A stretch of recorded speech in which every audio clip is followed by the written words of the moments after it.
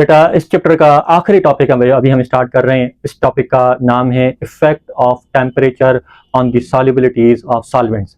तो सबसे पहले हम आते हैं सॉल्युबिलिटी की तरफ। तो सॉल्युबिलिटी किस चीज को कहा जाता है?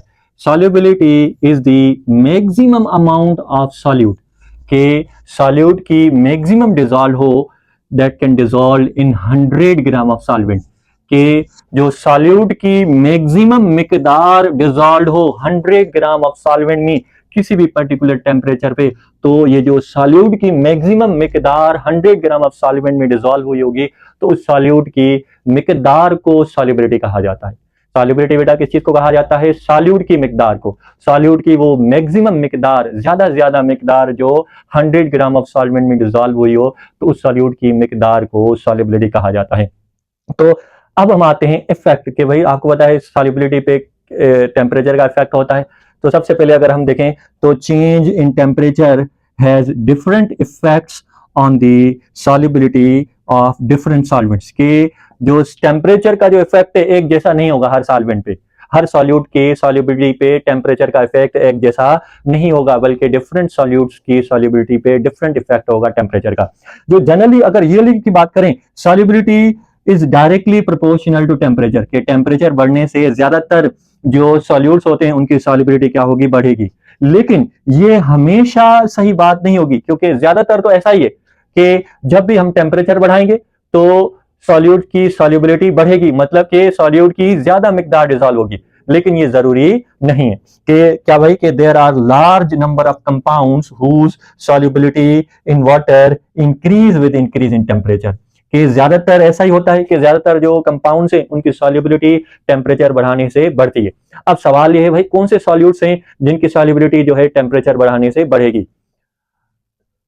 तो बेटा उन सॉल्यूट्स की सॉल्युबिलिटी जो है टेम्परेचर बढ़ाने से बढ़ती है जिनको जब आप डिसॉल्व करेंगे और डिसॉल्व करने के दौरान क्या होगा? हीट एनर्जी एब्जॉर्ब होगी, मतलब उनके जो डिसॉल्व होने का प्रोसेस होगा वो एंडोथर्मिक प्रोसेस होगा और हीट एब्जॉर्ब होगी और उसके बाद सॉल्यूशन बनेगा। तो फिर ऐसे सब्सटेंसेस की जो सॉल्युबिलिटी है टेम्परेचर बढ़ाने से उनकी सॉल्युबिलिटी बढ़ेगी। आपको पता है कौन कौन से सॉल्यूट्स हैं जिनकी सॉल्युबिलिटी टेम्परेचर बढ़ाने से बढ़ती है बेटा? जैसे पोटेशियम नाइट्रेट है, सिल्वर नाइट्रेट है, पोटेशियम क्लोराइड है, कॉपर सल्फेट है और सोडियम नाइट्रेट है। बेटा देखें इसका नाम क्या होगा? पोटेशियम, के किसका सिंबल है? पोटेशियम का।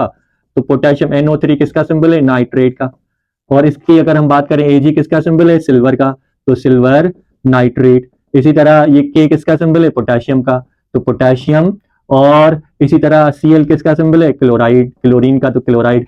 Cu किसका सिंबल है? कॉपर का। और SO4 किसका सिंबल है? भाई SO4 को, इस आयन को सल्फेट कहा जाता है, तो कॉपर सल्फेट। Na किसका सिंबल है? सोडियम का। NO3 किसको कहा जाता है? नाइट्रेट। तो ये वो सब्सटेंस है जिनकी सॉल्युबिलिटी टेम्परेचर बढ़ाने से बढ़ती है, क्योंकि जब आप इनको डिसॉल्व करेंगे तो इनके डिसॉल्व होने का जो प्रोसेस है एंडोथर्मिक है, और एंडोथर्मिक प्रोसेस टेम्परेचर बढ़ाने से बढ़ता है। इसी तरह, लेकिन ये जरूरी नहीं, कुछ सॉल्वेंट्स ऐसे होते हैं कि solubility of some solutes decrease in water with increase in temperature, कि कुछ जो सॉल्यूट्स हैं उनकी सॉल्युबिलिटी की वाटर के अंदर कम हो जाएगी जब आप टेम्परेचर बढ़ाएंगे। अब कौन से होते हैं ऐसे सॉल्वेंट्स जो उनका डिसॉल्व होने का प्रोसेस क्या होता है? एक्सोथर्मिक होता है। कैसे? जब आप सॉल्यूट को सॉल्वेंट के साथ मिक्स करेंगे तो आपको पता है मिक्स करने से सॉल्यूशन तो बन जाएगा, लेकिन सॉल्यूशन बनने के साथ साथ हीट एनर्जी रिलीज होगी, और अगर हीट एनर्जी रिलीज होगी तो ऐसे सॉल्वेंट्स की जो सॉल्युबिलिटी है वो क्या होगी भाई? कि solubility is inversely proportional to temperature, के टेम्परेचर बढ़ने से उनकी सॉल्युबिलिटी बढ़ने के बजाय कम होगी। सही है बेटा? जैसे कौन कौन से सॉल्वेंट्स, कौन कौन से सॉल्यूट्स हैं जिनकी सॉल्युबिलिटी टेम्परेचर बढ़ने से कम होती है बेटा? जैसे लिथियम और CO3 किसको कहा जाता है? कार्बोनेट। इसी तरह कैल्शियम और क्रोमेट। इसी तरह सीरियम सल्फेट हो गया।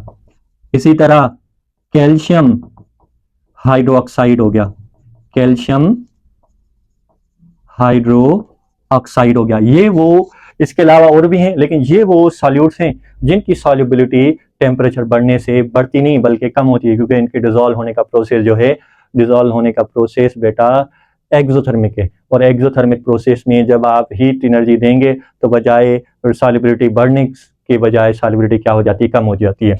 इसी तरह जो कुछ सॉल्वेंट्स हैं जिनकी सॉल्युबिलिटी पे कोई फर्क नहीं पड़ता, जैसे NaCl है।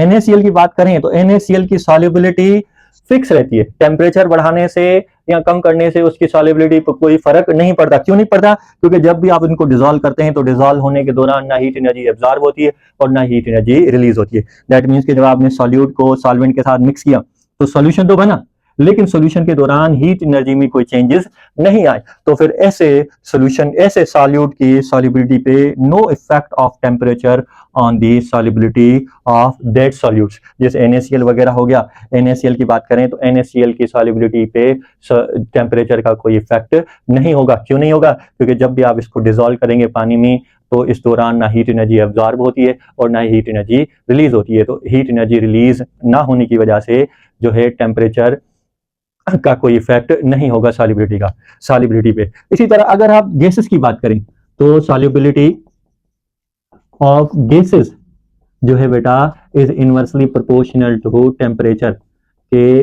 जो गैसेस की सॉल्युबिलिटी है टेम्परेचर बढ़ाने से कम होती है। इस वजह से गैसेस को जब भी लिक्विड्स के अंदर डिसॉल्व किया जाता है तो लो टेम्परेचर पे डिसॉल्व किया जाता है। जैसे कार्बोनेट ड्रिंक्स वगैरह होती हैं, वहां पे आप इनको कार्बन डाइऑक्साइड को डिसॉल्व करते हैं वाटर के अंदर तो लो टेम्परेचर पर डिसॉल्व करते हैं, बिकॉज कार्बन डाइऑक्साइड गैस है और गैसेस की सॉल्युबिलिटी टेम्परेचर बढ़ने से कम होती है और टेम्परेचर कम करने से बढ़ती है।